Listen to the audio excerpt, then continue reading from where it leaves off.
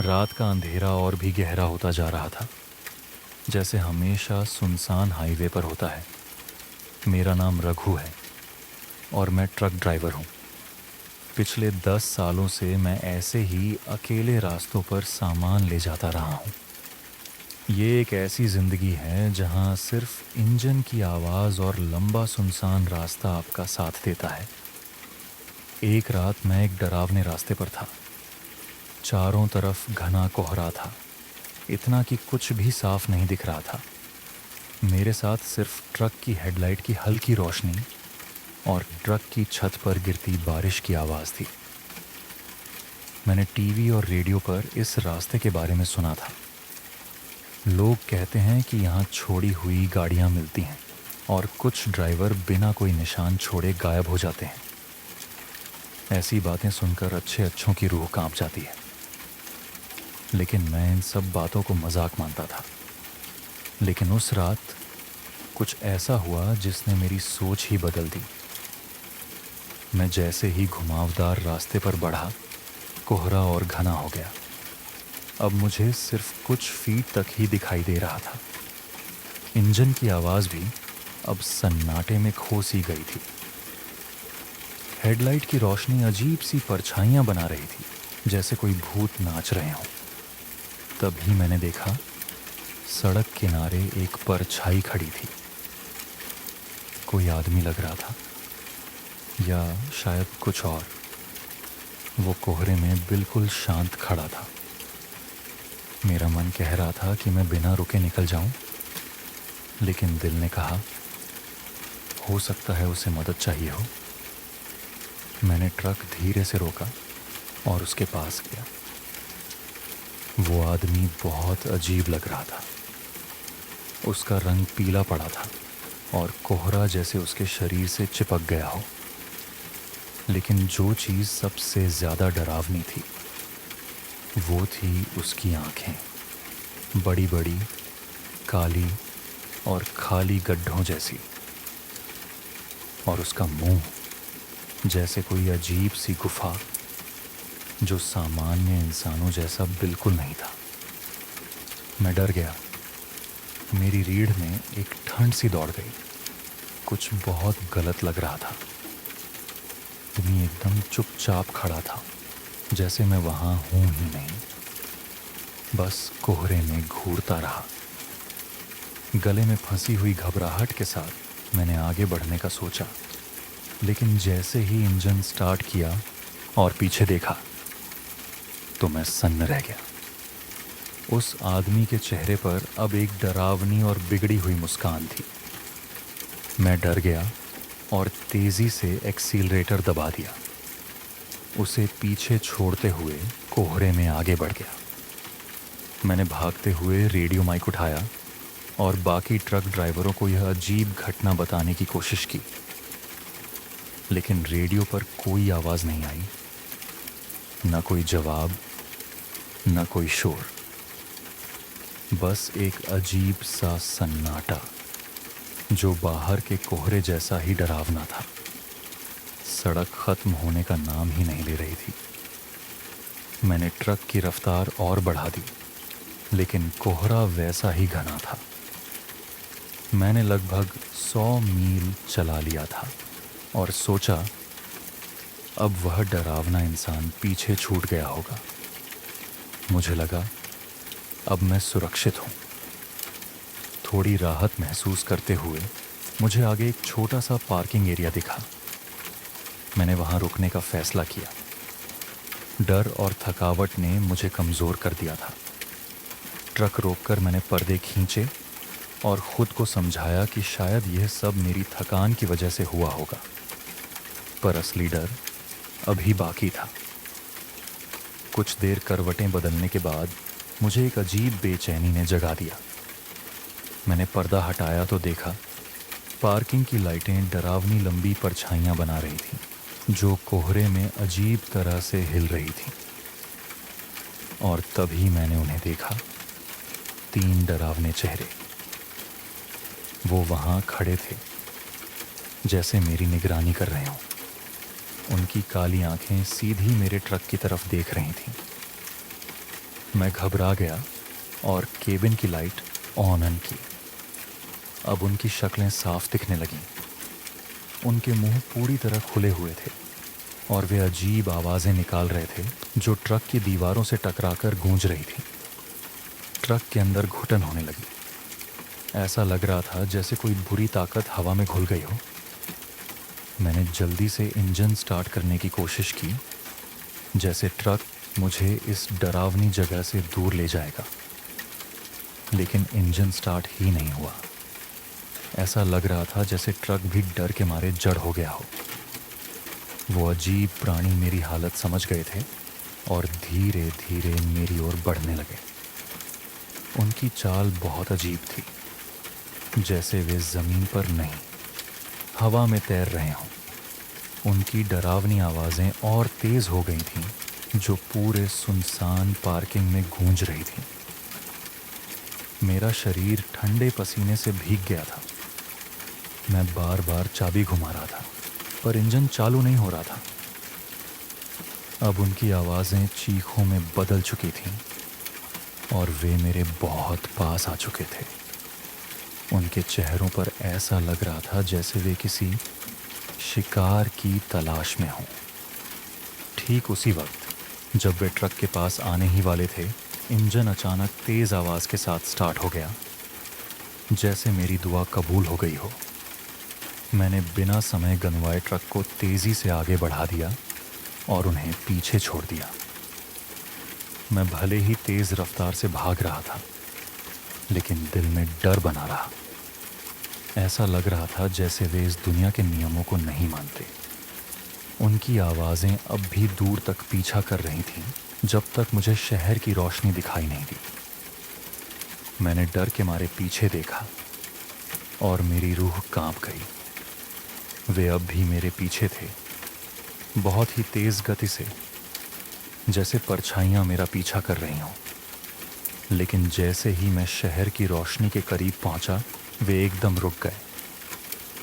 अब वे शहर के किनारे पर खड़े थे। उनकी आवाज़ें धीरे धीरे रात के सन्नाटे में खो गईं। मेरे मन में डर और राहत दोनों थे। कम से कम अब मुझे ये समझ आया कि वे शहर की हद से बाहर नहीं आ सकते। मैंने ट्रक को एक रोशनी वाले इलाके में रोका, जहां इंसानों की हलचल महसूस हो रही थी। मेरे हाथ कांप रहे थे। मैंने फिर से रेडियो माइक उठाया और किसी से मदद मांगने की कोशिश की, लेकिन जवाब में सिर्फ सन्नाटा ही मिला। रेडियो पर कोई आवाज़ नहीं आई। बाहर रोशनी थी, फिर भी वो डरावने चेहरे मेरे जहन में घूमते रहे। उनकी आवाज़ें अब भी मेरे कानों में गूंज रही थीं, जैसे सिर में दर्द पैदा कर रही हों।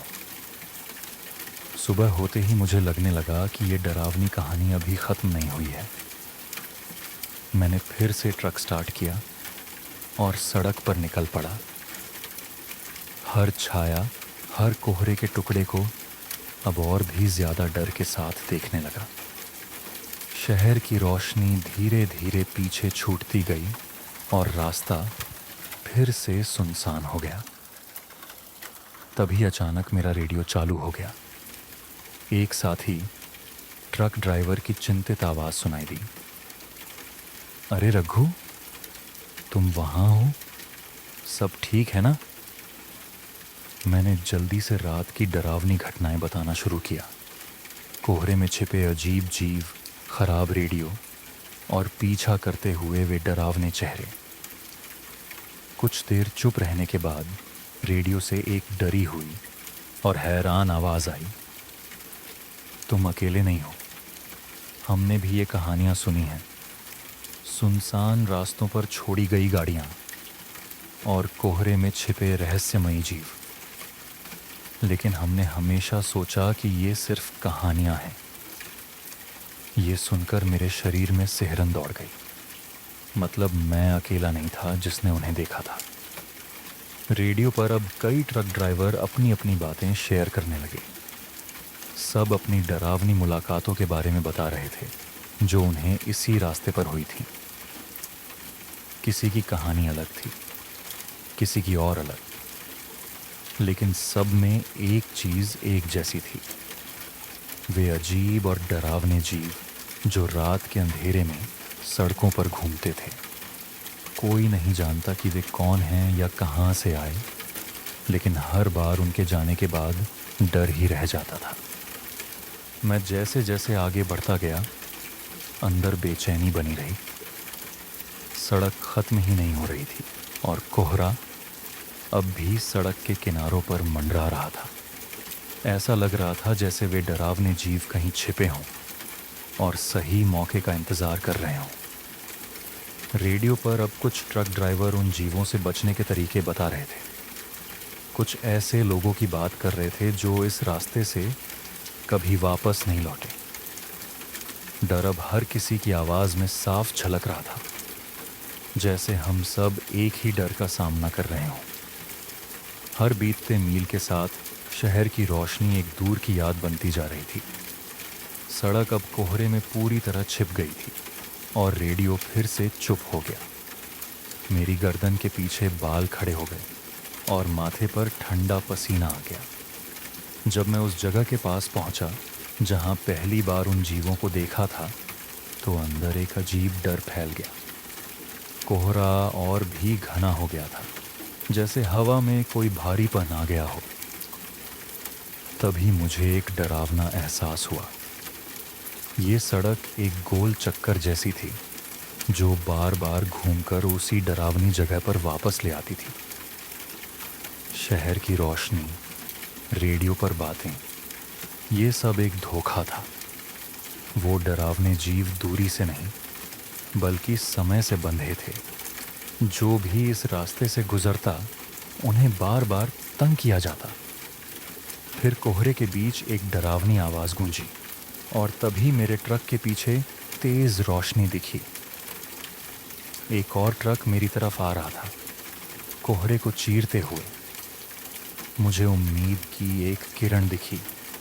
शायद मैं अकेला नहीं हूँ, शायद कोई और ड्राइवर भी इस रास्ते में फंसा है। मैंने जल्दी से हॉर्न बजाया और रेडियो पर बोला, कोई है?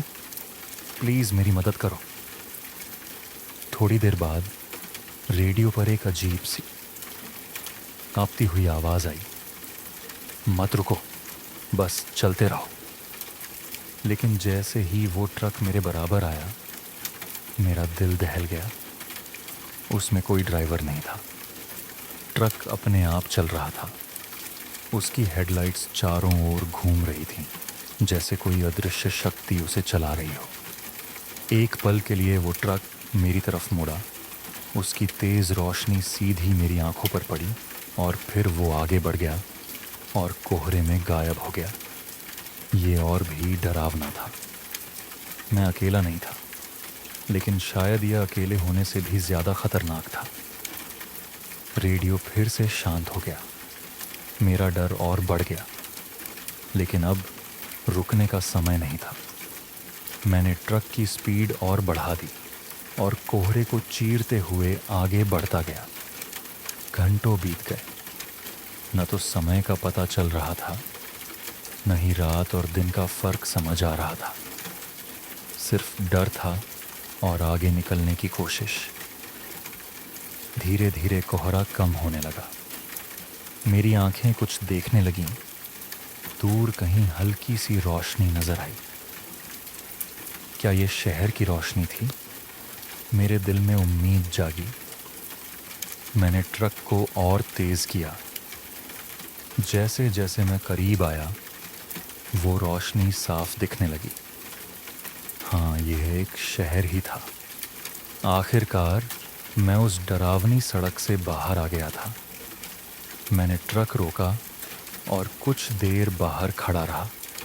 ठंडी हवा में लंबी सांस ली। मैं अब भी जिंदा था। उस डरावने अनुभव ने मेरी ज़िंदगी हमेशा के लिए बदल दी। मैं आज भी ट्रक चलाता हूँ, लेकिन अब मैं रात में सफ़र नहीं करता। मैं रास्ते सोच समझकर चुनता हूँ। उन जगहों से दूर रहता हूँ जहाँ ऐसी डरावनी कहानियाँ सुनी जाती हैं। कभी कभी देर रात को रेडियो पर दूसरे ट्रक ड्राइवरों की आवाज़ें आती हैं। वे भी अपने अजीब अनुभव बताते हैं। उनकी आवाज़ों में डर छिपा होता है, एक अजीब खामोशी जो उस भयानक रास्ते के राज को छुपाए रहती है। ऐसे ही संदेश सुनकर मैं ट्रक ड्राइवरों के एक छोटे समूह का हिस्सा बन गया। हम एक दूसरे को ख़तरनाक रास्तों के बारे में पहले से ही बता देते थे, खासकर उस डरावने हाईवे के बारे में जहां मैंने वो डरावने प्राणी देखे थे। हम कुछ ख़ास शब्दों, कोड वर्ड, नक्शे और यहाँ तक कि अजीब उपाय भी आपस में शेयर करते थे। ये काम करते हैं या नहीं, कोई नहीं जानता था, लेकिन हम कोशिश ज़रूर करते थे। कई साल बाद एक नया ट्रक ड्राइवर हमारे ग्रुप में आया। वह जवान था और इन सब कहानियों को मजाक समझता था। लेकिन एक रात रेडियो पर उसकी घबराई हुई आवाज़ सुनाई दी। वह उसी हाईवे पर था, कोहरे में फंसा हुआ। उसने कहा कि उसने उन डरावने प्राणियों को देखा है और वह मदद चाहता है। हम सभी उसे समझाने लगे, भागने को कहा, खास कोड वर्ड बोले, लेकिन उधर से कोई जवाब नहीं आया। फिर रेडियो से एक तेज डरावनी चीख सुनाई दी और फिर सब शांत हो गया। उस रात के बाद वो ड्राइवर कभी नहीं लौटा। उसकी कहानी हमारे लिए एक भयानक चेतावनी बन गई। मैं और ज़्यादा सतर्क हो गया। मैंने तय कर लिया कि अब मैं उस हाईवे के 100 मील के अंदर भी नहीं जाऊंगा। साल बीतते गए और वो डरावनी यादें भी थोड़ी धुंधली हो गईं। लेकिन एक रात रेडियो पर एक नई आवाज़ सुनाई दी, एक महिला ट्रक ड्राइवर की। उसकी आवाज़ डरी हुई थी। वह भी उसी हाईवे पर फंसी हुई थी। उसने भी उन प्राणियों को देखा था, उनके बिगड़े चेहरे और अजीब आवाज़ें। लेकिन इस बार कुछ अलग था। उसने बताया कि वे एक नाम पुकार रहे थे, मेरा नाम रघु। मेरे शरीर में ठंड दौड़ गई। क्या वे मुझे ढूंढ रहे थे? क्या मैं अब भी किसी तरह उनसे जुड़ा हूं? उस रात मैं सो नहीं सका। सुबह होते ही मैंने अपना सारा सामान समेटा और फैसला किया, अब मैं एक नए शहर जाऊंगा। जितना उस रास्ते से दूर जा सकूं, उतना अच्छा। शायद मैं उनसे कभी नहीं बच पाऊंगा। शायद वे हमेशा मेरा पीछा करते रहेंगे, मुझे उस डरावनी रात की याद दिलाते हुए जब मैं पहली बार उनके चंगुल में फंसा था। अब मैं ट्रक नहीं चलाता। मैं एक छोटे शहर में शांत जिंदगी जी रहा हूँ। लेकिन कभी कभी रात के सन्नाटे में रेडियो पर आने वाली अजीब आवाज़ें मुझे याद दिला देती हैं कि वो आज भी वहीं हैं, उसी भयानक हाईवे पर, किसी नए शिकार का इंतज़ार करते हुए। सालों बीत गए। मैं अब उस छोटे शहर में रहने लगा था, लेकिन धीरे धीरे मेरे अंदर एक अजीब बेचैनी पनपने लगी। रेडियो पर डरावनी आवाज़ें आनी बंद हो गई थीं। शायद अब ट्रक ड्राइवर उस हाईवे से बचना सीख चुके थे, या शायद कुछ और हो गया था। एक रात ज़ोरदार बारिश हो रही थी। बिजली चली गई और मेरा छोटा सा कमरा अंधेरे में डूब गया। तभी खिड़की के बाहर एक लाल रोशनी चमकी। लगा जैसे बिजली कड़की हो, लेकिन वो कुछ और था। मैंने दरवाज़ा खोला और बाहर देखा। एक पुराना टूटा फूटा ट्रक मेरे घर के सामने खड़ा था। वो कीचड़ से सना हुआ था। उसकी हेडलाइट्स टूटी हुई थीं, लेकिन उसके पिछले हिस्से से एक अजीब लाल रोशनी निकल रही थी। मेरे रोंगटे खड़े हो गए। ट्रक का ड्राइवर वाला दरवाज़ा धीरे धीरे खुला। उसमें से एक लंबा पतला हाथ बाहर निकला। उसके नाखून मुड़े हुए थे और बिजली की चमक में डरावने लग रहे थे। मैं डर के मारे हिल भी नहीं सका। तभी एक जानी पहचानी लेकिन डरावनी आवाज़ आई। आप ही वो रघु हैं ना? ये वही आवाज़ थी जो मैंने कभी रेडियो पर सुनी थी, बेजान, खोखली, जैसे किसी कब्र से आई हो। ट्रक के अंधेरे केबिन से दो लाल आंखें चमकीं। वो आंखें मुझे घूर रही थीं, जैसे मुझे अपनी तरफ खींच रही हों। मेरे दिमाग में एक ही ख्याल आया, अब भागने का कोई मतलब नहीं था। वे मुझे ढूंढ ही चुके थे। शायद उनसे बचने का कोई तरीका नहीं था, लेकिन हार मानने से पहले मैंने एक आखिरी कोशिश की। मैंने धीरे से कांपती आवाज़ में कहा, मैं वो रघु नहीं हूँ जिसे आप ढूंढ रहे हैं। एक छोटा सा झूठ, लेकिन शायद यही मेरी आखिरी उम्मीद थी। कुछ देर तक सब शांत रहा। फिर ट्रक के अंदर से एक डरावनी हंसी सुनाई दी। वो हंसी धीरे धीरे तेज होती गई, इतनी कि बारिश की आवाज़ भी दब गई। हंसी के बाद एक गहरा सन्नाटा छा गया। मैंने डरते डरते आंखें खोलीं। ट्रक वहाँ से गायब हो चुका था। सिर्फ सड़क पर बहता बारिश का पानी रह गया था। मैं उस रात एक पल को भी नहीं सो पाया। क्या उन्होंने मेरी बात मान ली थी, या ये बस उनका कोई और डरावना खेल था? सुबह होते ही मैंने अपना सारा सामान बांधा और उस शहर से भाग गया। अब लगता था यही मेरी किस्मत है, हमेशा भागते रहना, उन डरावनी यादों से, उन अजीब जीवों से और उस शापित हाईवे से। पर एक सवाल मेरे मन में बार बार आता रहा, क्या मैं सच में वो रघु नहीं हूँ जिसे वे ढूंढ रहे थे, या ये भी एक झूठ था जो मैंने खुद को बचाने के लिए बोला? शायद इसका जवाब कभी नहीं मिलेगा, लेकिन एक बात तय है, उस रात के बाद मैं पूरी तरह बदल गया। अब मैं सिर्फ एक ट्रक ड्राइवर नहीं था, मैं एक भागा हुआ इंसान था। हर बार जब रेडियो में कुछ अजीब आवाज़ें आती या बारिश की रात में खिड़की से लाल रोशनी झलकती, मेरा दिल डर से कांप जाता। कई साल ऐसे ही बीत गए। फिर एक दिन मैं खुद को एक समुद्र के किनारे बसे शहर में पाता हूँ। वहाँ की नमकीन हवा, लहरों की आवाज़ और मछुआरों के गीतों ने मुझे थोड़ी शांति दी। मैंने मछली पकड़ना सीखा और सोचा शायद अब सब ठीक हो जाएगा। लेकिन एक रात जब मैं बंदरगाह पर मछली पकड़ रहा था, तो पानी की सतह पर लाल चमक दिखी। मेरा दिल जोर जोर से धड़कने लगा।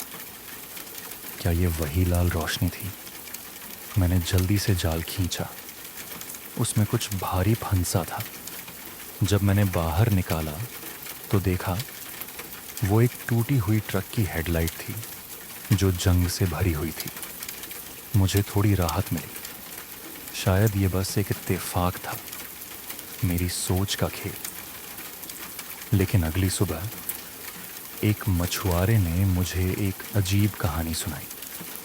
उसने कहा कि कुछ रात पहले उसने समुद्र में एक बहुत बड़ा पुराना ट्रक देखा था जो लाल रोशनी छोड़ रहा था। ट्रक गायब होने से पहले उसने पानी पर कुछ अजीब निशान भी छोड़े थे। मेरे रोंगटे खड़े हो गए। क्या वो ट्रक वाकई समंदर में पहुंच गया था, या ये भी सिर्फ उनकी एक और चाल थी मुझे ढूंढने और डराने की? मैंने तय किया कि अब मैं और कुछ नहीं जानना चाहता। शायद कुछ बातें ऐसी होती हैं जिन्हें जानना अच्छा नहीं होता। मैंने मछुआरे को नहीं बताया कि मुझे क्यों डर लग रहा था, लेकिन उसकी कहानी ने मुझे और भी सतर्क कर दिया। कुछ समय बाद एक नया ट्रक ड्राइवर बंदरगाह पर आया। वह जवान था और बहुत उत्साहित भी। वह डरावनी कहानियों को बस मजाक समझता था। एक शाम वो मेरे पास आया और ट्रक ड्राइवरों के उस पुराने समूह के बारे में पूछने लगा जो एक दूसरे को खतरनाक रास्तों की चेतावनी दिया करते थे।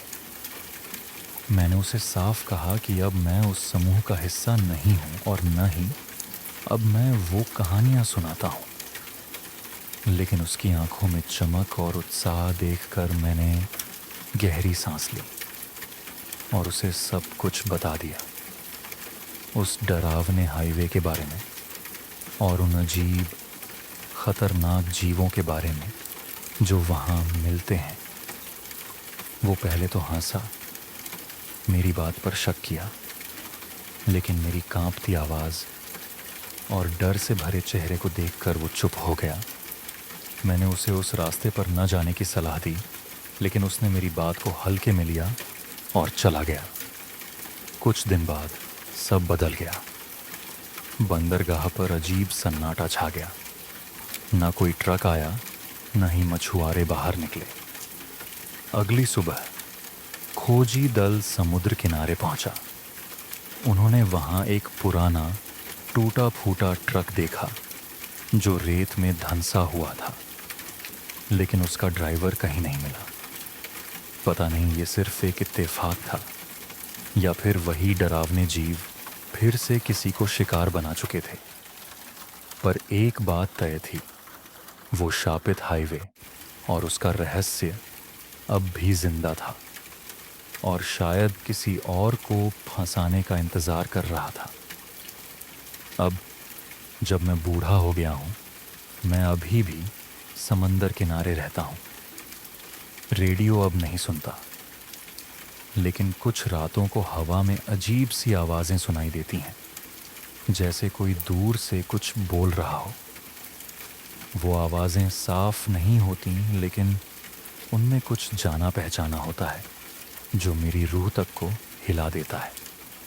कभी कभी समंदर के किनारे पर लाल रोशनी की हल्की सी झलक दिखती है, बहुत ही डरावनी और पल भर के लिए। क्या ये वही ट्रक है जो फिर से लौट आया है, या कोई और डरावनी चीज़ जो अभी भी मेरे पीछे है? मुझे अब भी जवाब नहीं मिला है और शायद कभी नहीं मिलेगा। लेकिन एक बात साफ है, मैं जितना भी भागा, जितना भी छिपा, उन भयानक चीज़ों से मैं कभी पूरी तरह नहीं बच सका। शायद उन्होंने मुझे माफ़ नहीं किया, या शायद वो किसी और चीज़ की तलाश में है। जो भी हो, उनका डर और उस खतरनाक हाईवे का राज अब भी मेरे अंदर जिंदा है, जैसे कोई ज़ख्म जो कभी नहीं भरता। वो हर पल याद दिलाता है कि इस दुनिया में ऐसी बातें होती हैं जिनके बारे में हम कुछ नहीं जानते, और कुछ ताकतें ऐसी हैं जिनसे हम लड़ने के लिए तैयार नहीं होते। अब जब मैं अकेला हूँ और सिर्फ पुरानी यादें साथ हैं, तो बस यही उम्मीद करता हूँ कि मेरी कहानी दूसरों के लिए एक चेतावनी बने। ऐसे रास्तों से दूर रहो जो खतरनाक हों। अंधेरे और अनजाने की तरफ मत जाओ, क्योंकि कई बार रोमांच या जिज्ञासा में हम खुद को ऐसी डरावनी मुसीबत में फंसा लेते हैं जहां से वापस लौटना मुमकिन नहीं होता।